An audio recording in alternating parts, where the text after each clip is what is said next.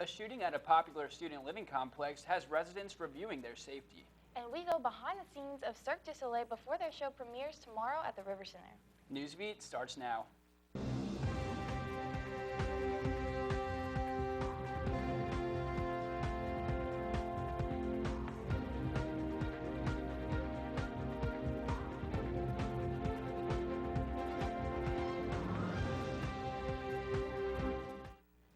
Good evening and welcome to Newsbeat. I'm Michaela Morgan. And I'm Brett Hauser. Thanks for joining us. The man charged with shooting and killing two Southern University students at the cottages on Sunday morning was released from jail last night. 22-year-old Ernest Felton was released from jail late last night after posting his $90,000 bond. The cottages are a gated community, but after Sunday's shooting, some residents question how safe the complex really is.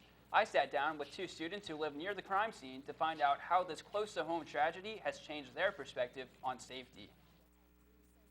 After a shooting at the cottages left two people dead over the weekend, students such as Esther Saavedra, who took this picture of the crime scene from her bedroom window, are questioning their safety. And then at one point, I remember hearing girls screaming, and that's whenever I was just like, what's going on? I just thought it was drunk girls acting up, and then I come to wake up the next morning to find out there was a shooting right outside of my cottage. Saavedra says she is disappointed with the apartment's management as they have done little to make residents feel safe after this tragedy. They're handling this situation very poorly, at least that's my opinion, and because of that, I am now looking into moving out. The cottage's management could not comment. However, students who have signed leases to live there next school year are regretting the decision. I signed a lease to live at the cottages for next semester a couple months ago before the shooting happened, and now I'm pretty nervous about it. My parents are worried about it too. We're kind of thinking about looking into other places, seeing if we can break my lease and maybe go live somewhere else. The cottage's shooting has shown students that a gated community cannot ensure safety. Apartment residents should always lock their doors, be aware of their surroundings, and never be out alone at night. For those concerned about their safety, State Farm suggests avoiding walking alone and traveling along well-lit paths rather than taking shortcuts or less popular routes. Last night, Governor Edwards offered one of the first budget solutions of the regular session. The plan will cut TOPS funding by 38%. This means current and prospective students who have scored below a 26 on their ACT, as well as those who have not completed the FAFSA form, would lose all TOPS scholarships. Hear what students had to say. They use it to get their education, and they use it for books and meal plans, and TOPS pays for all of that. So without TOPS, some people are going to be like stuck and whatnot. So TOPS is very important. I will have to move back home because I can't afford rent, and along with that, I'll have to figure out something about food because my Tiger Cash is my main source of food. This morning, Governor Edwards also issued an executive order which would ban discrimination against LGBT individuals. This order overrides the marriage order issued by former Governor Bobby Jindal. We spoke with Jenna Orso, the board chair of the Capital City Alliance, to learn more about how this order will affect LGBT individuals here in Louisiana. A lot of LGBTQ people feel marginalized, isolated, and he's saying, I'm for you too. I recognize you, I acknowledge you, and I'm trying to be fair. And for us, that's what we want. I think it sends a different message to America. I think it says, we're not like Mississippi, or, we're not, we're going to take a stand. Discrimination is not a Louisiana value.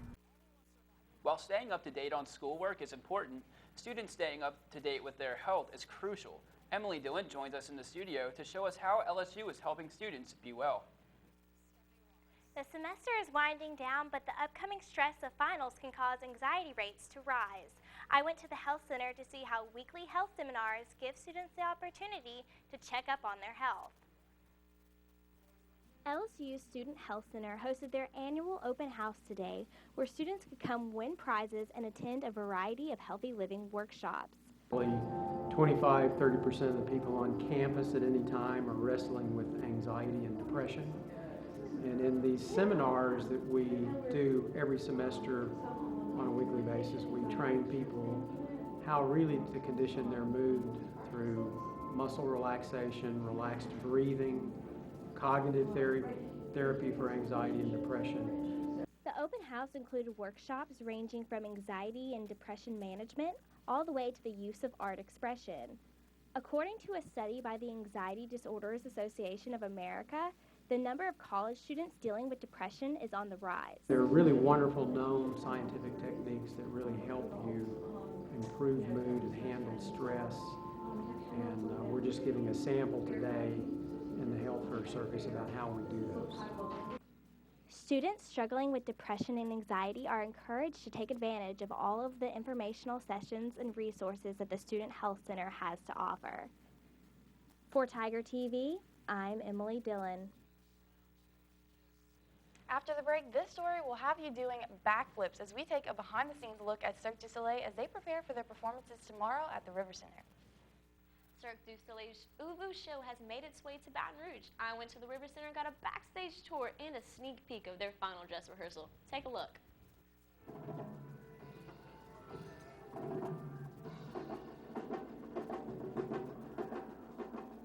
Cirque du Soleil, a show that has been coming to Louisiana since 2003 and is back to perform their new show, Uvu.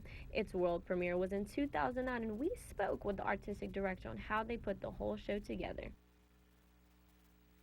What makes it so unique is the collaboration with the technicians and the tour management department and the exchange with Montreal and Vegas. And it felt like a really big family that was very supportive, but it was also very, very creative and very smart. Arnold Deli is a performer for Cirque and has only been working with them for 6 months, but says that he loves every single day of it. Basically, it's how long you stay in this show. For example, I have contract for a year, for example, for now, but then we can continue. Like, we really love this job. Like, if from Cirque side, they love us, and we love what we are doing here. We will be returning to the River Center tomorrow night for a VIP performance of their final dress rehearsal. Keep up with them on tigertv.tv for more coverage. Thanks, Nadine. The AIAH student chapter at LSU had a special guest at their meeting last night who was out of this world. NASA engineer Todd Barber from the Propulsion Laboratory spoke to engineering students about his work on a probe sent to explore Saturn and her moons. Students gathered to hear all about Barber's early life and recent explorations. The club also gave away free jambalaya and snacks for everyone who attended the event. I never lost sight of that path, and straight to MIT, bachelor's, master's, straight out to California. And largely, other than the Mars mission I talked about last year and a few other things I'll mention, largely in 25 years there, I've worked on a Jupiter mission and a Saturn mission, just like Voyager's did. Isn't that incredible? I've come full circle. When we come BACK, see which board game you should PLAY today.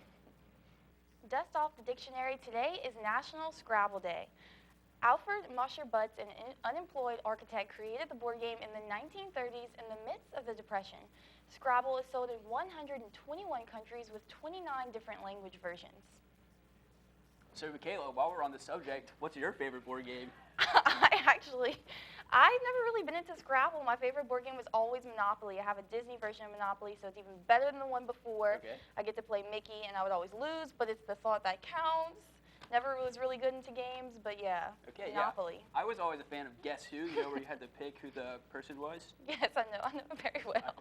Okay, that's all the time from Newsbeat tonight. Catch all of tonight's stories online at tigertv.tv. And stay up to date with us on Facebook, Twitter, and Instagram. Taylor and Brian will be up at 5:30 with Fast Break, so stay tuned. Thanks for watching.